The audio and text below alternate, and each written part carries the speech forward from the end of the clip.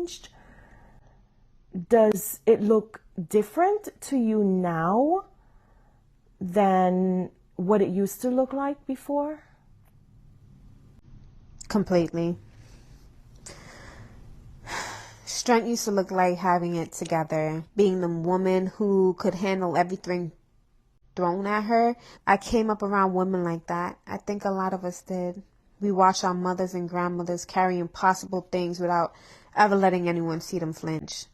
And we thought that was what strength was. But what I've learned this year is that strength isn't not flinching. Strength is flinching.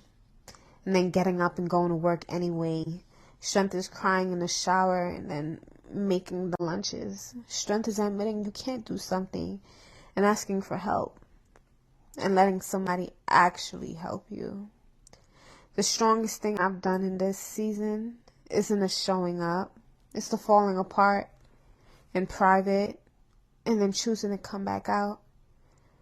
Strongest thing I've done is let people see me at my weakest and not pretend I was okay. Strength isn't a solo sport. I used to think strong meant I don't need anybody. Now I know strong means I let the right people in. My sisters, my twin, my kids, my faith, the handful of people who showed up and stayed. They are part of my strength. I'm not doing this alone, and I don't have to. That's what changed. I'm glad that you said that, because I can tell you that we've really shown up for you as your family. Absolutely. And not always knowing if that was what you needed in that moment or the right thing to do. So hearing you say this is very validating, and of course we're going to continue to do that. Thank you so much. So can we talk a bit about who you're becoming? I think about this a lot. How grief doesn't just take something from you. It also does something to you. It sort of rewrites who you are.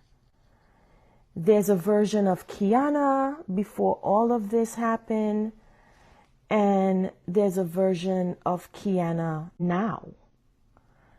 So, who do you feel like you're becoming?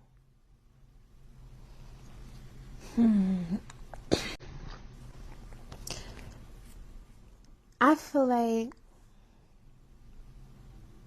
I'm becoming a woman I haven't fully met yet.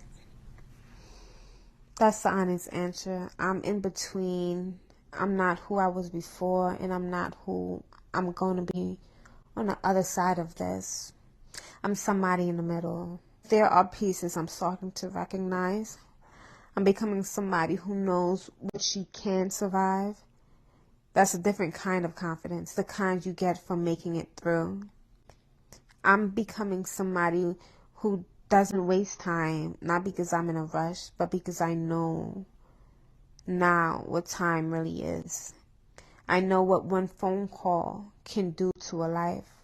I don't take for granted the people in front of me anymore.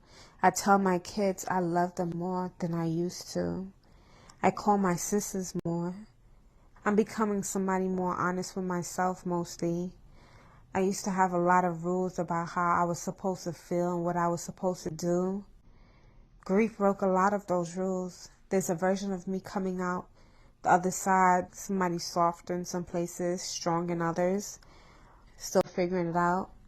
Definitely. No, and take all the time you need to figure that out, because it's definitely a process and a journey.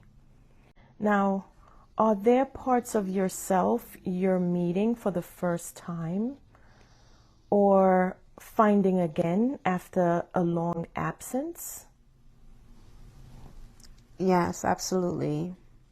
I'm meeting a woman who has to make every decision by herself. I never had to be that woman before. He and I made decisions together, even the small ones. Now it's just me. I sign every form. I decide every move. I'm the only adult in the room when something hard happens. I'm meeting the woman who has to be both parents. I don't love that part. I would give anything not to have to be that, but I'm doing it. I don't want the lesson, but I'm taking it. And I'm finding parts of me I lost track of. There was a girl in me before marriage, before kids, who loved certain things just for herself. Music, writing things down. I lost touch with her when life got full. Not in a bad way. I was happy, but she got smaller for a while. She's coming back quietly. She's reminding me she's still here. I'm meeting myself again. The version of me that exists outside of my roles. Wow. Well, I'm glad that you're meeting yourself again and that version of you that existed. I've heard people say moving on, and I've always had a problem with that phrase, to be honest. You don't move on from something like this. You can just move forward. At least that's what I think. Mm-hmm. Now, what does moving forward look like for you right now? Even if it's just one small thing that you can share. Well, I can say you're right that moving on is the wrong phrase. I hate that phrase. Moving on suggests you leave something behind. I'm not leaving him behind. Leaving nothing behind. No crumbs. He's coming with me. Just in a different form. Moving forward for me looks like small things. It's like making the bed some morning. Just making the bed is the whole accomplishment. That's moving forward.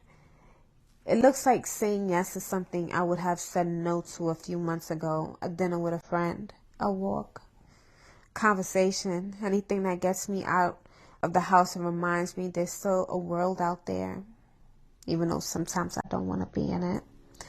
It looks like letting myself imagine, not big plans, just little ones. Maybe next year. I'll take the kids somewhere, maybe in a few months. I'll start that thing I've been thinking about for a long time. You're supposed to enjoy all those little moments because you don't know when you'll miss them and have them pass by with no memories. It looks like saying his name on purpose, out loud to the kids, to friends, not as a sad reference, but as a regular one.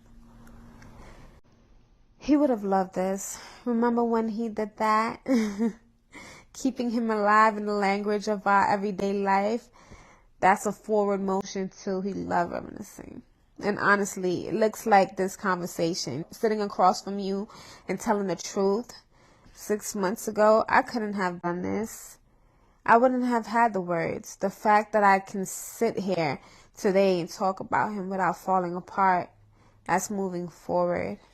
The fact that I will fall apart later in my own time, in my own way, that's also moving forward. It's all moving forward, just slow, because I'm definitely going to fall apart after this, even during this. Thank you for those little mini breaks, girl. Well, thank you for your honesty. Again, this is a very important conversation, and I'm glad that you are willing to share some insights about your particular experience. So I want to spend some time just talking about what actually helps in this moment. And I wanted to ask you something practical, because there are people listening right now who love someone in grief and genuinely don't know what to do. What has actually helped you? Not what people think helps. What has actually helped? That's a good question, Tonya. I have to say, the people who didn't try to fix anything. That's number one. The people who just showed up and were present, who sat with me, who held space without filling it with their own words. There's a particular kind of love in a person who can be with you in your worst moment and not need you to be okay.